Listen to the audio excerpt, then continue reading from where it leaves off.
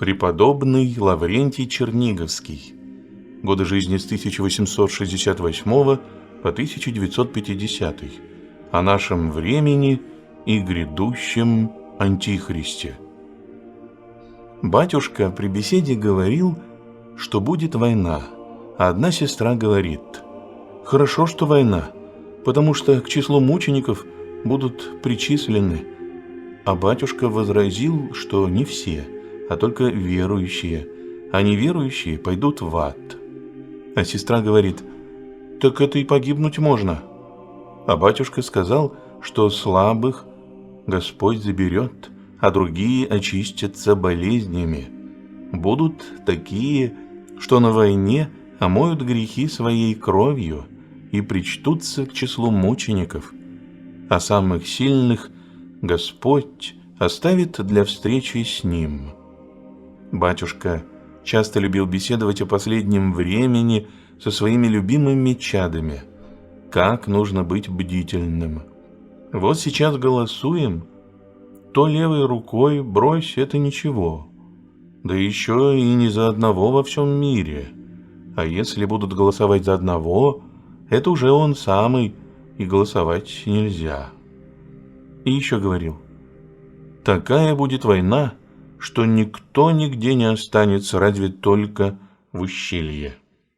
И говорил, что будут драться, и останутся 2 или 3 государства, и скажут: изберем себе одного царя на всю вселенную, и в последнее время будут истинные христиане ссылаться, а старые немощные пусть хоть за колеса хватаются и бегут за ними.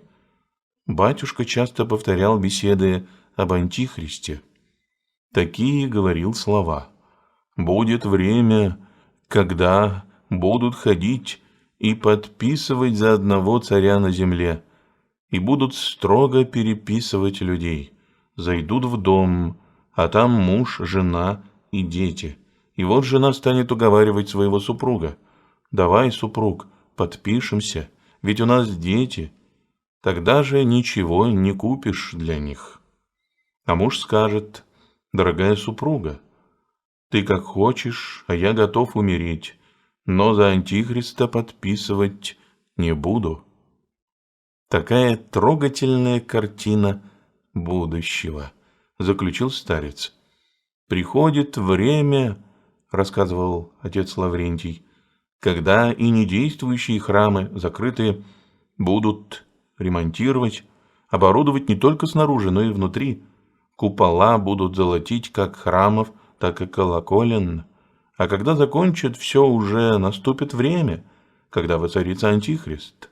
Молитесь, чтобы Господь продолжил нам еще это время для укрепления, потому что страшное ожидает нас время.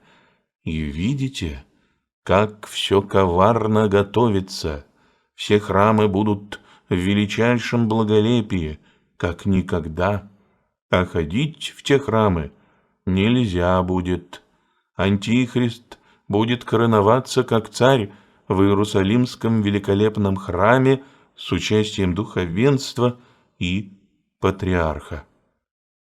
Будет свободный въезд в Иерусалим и выезд для всякого человека. Но тогда старайтесь не ездить, потому что все будет сделано для того, чтобы прельстить. Антихрист будет происходить от блудной девы, еврейки 12-го колена блудодеяния. Уже отроком он будет очень способным и умным, особенно с тех пор, когда он, будучи мальчиком лет 12, гуляя с матерью по саду, встретится с сатаною, который, выйдя из самой бездны, войдет в него. Мальчик вздрогнет от испуга, а сатана скажет: «Не бойся, я буду помогать тебе».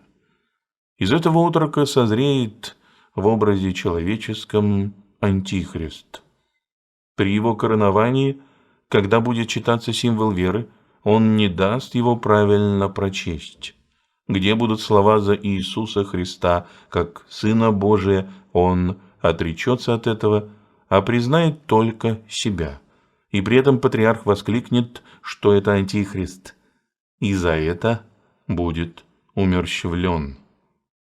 При короновании антихрист будет в перчатках, и когда будет их снимать, чтобы перекреститься, патриарх заметит, что у него на пальцах не ногти, а когти, и это послужит к большему уверению, что это антихрист.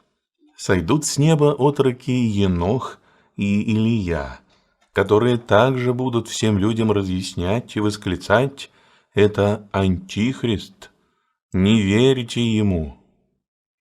И он умертвит их, но они воскреснут и полетят на небо. Антихрист будет сильно обучен всем хитростям сатанинским, и он будет делать знамения ложные. Его будет слышать и видеть весь мир. Он своих людей будет штамповать печатями, будет ненавидеть христиан. Начнется уже последнее гонение на христианскую душу, которая откажется от печати сатаны. Сразу начнется гонение на земле Иерусалимской, а потом по всем местам земного шара прольется последняя кровь за имя нашего Искупителя Иисуса Христа. Из вас, чада мои, многие доживут до этого страшного времени. Печати будут такие, что сразу видно будет, принял человек или нет. Ничего нельзя будет ни купить, ни продать христианину.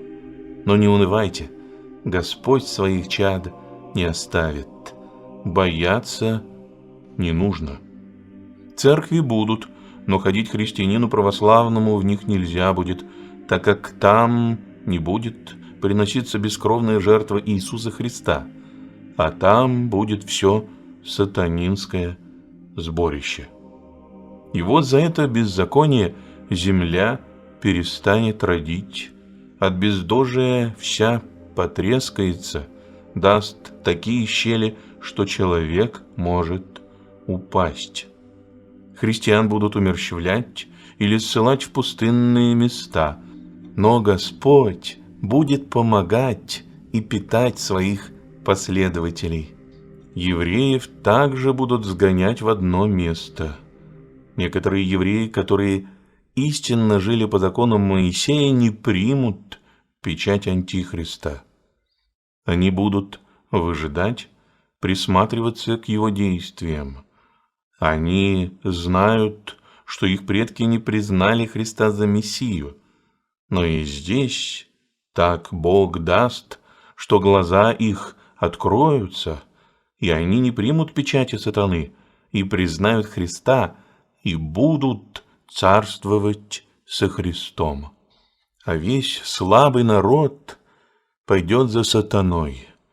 И когда земля не даст урожая, люди придут к нему с просьбой дать хлеба, а он ответит: «Земля не родит хлеба, я ничего не могу сделать». Воды также не будет, все реки и озера высохнут.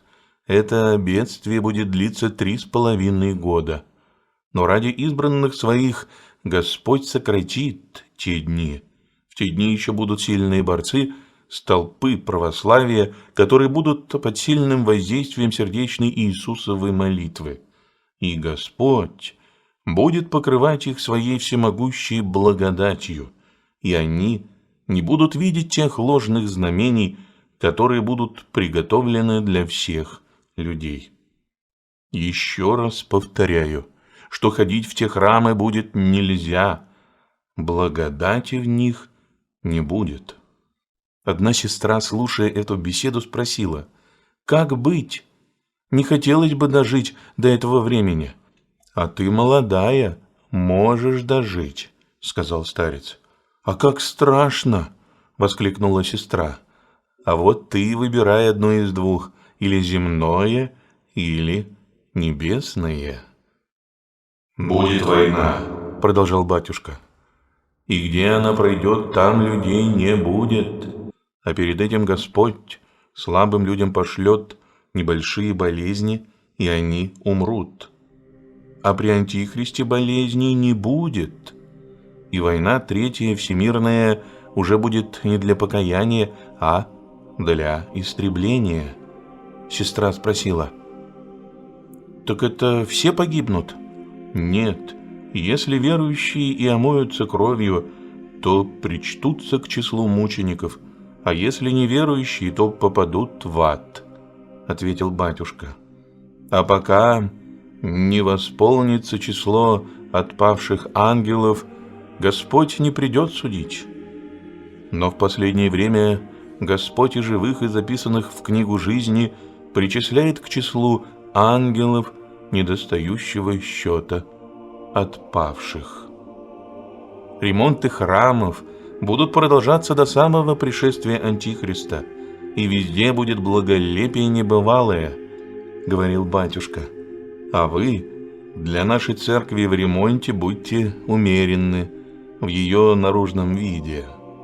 Больше молитесь, ходите в церковь, пока есть возможность, особенно на литургию, на которой приносится бескровная жертва за грехи всего мира. Почаще исповедуйтесь и причащайтесь тела и крови Христовой, и вас Господь укрепит. Господь милостивый. Он тех евреев, которые откажутся принять печать Антихриста, воскликнут, что это обман, а не наш Мессия, спасет. Батюшка с одним иеродиаконом Георгием беседовал о последнем времени. Горько обливался слезами, говоря: «Много духовенства погибнет при Антихристе». Отец Георгий говорит: «Как же мне бы не погибнуть, ведь я же диакон». Батюшка сказал: «Не знаю». Отец-диакон стал плакать, упав в ноги батюшке, и просил помолиться за него, чтобы ему избежать ада. Батюшка встал, помолился, да и говорит: «Ладно, вот так бывает, заболел, умер и в Царство Небесное вошел». И это предсказание исполнилось. Мы знали этого диакона по Киевской лавре. Он был очень добродетельный и певчий монах. Вдруг заболел на голову и в скором времени умер. Батюшка часто сокрушался и слезно молился или что-либо рассказывал со слезами. Сестры успокаивали его, на что он возражал: «Да как же не плакать, когда полна бездна людских душ». У батюшки была сильная любовь ко всем, за что Господь одарил его даром молитвы сердечной и прозорливости.